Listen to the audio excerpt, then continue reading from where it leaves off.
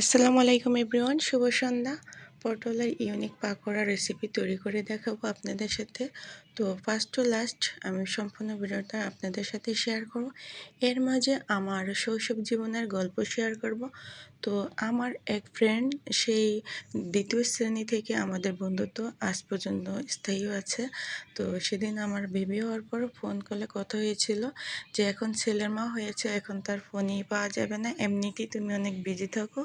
তো যাই হোক, সত্যিই বলেছে কথাটা। আমি কখনই ফ্রেন্ডদেরকে গল্প আড্ডায় টাইম স্পেন্ড করতে পারি না, তেমন অন্য বন্ধুরা যেমন গল্পে মগ্ন থাকে আমি ওরকম করে পারি না। এটা আমার অন্যরকম একটা ব্যক্তিত্ব।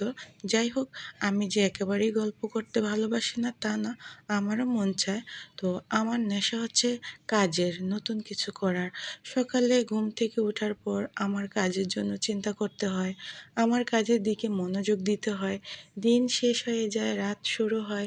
সেই রাতের একটা পর্যায়ে কাজ শেষ করে বিশ্রাম নেওয়ার পর্ব চলে আসে। তারপরের দিনে কাজে নিজেকে নতুন করে ভেঙে চুরে নতুন কাজে আবিষ্কারের চিন্তা নিয়ে ব্যস্ত রাখি।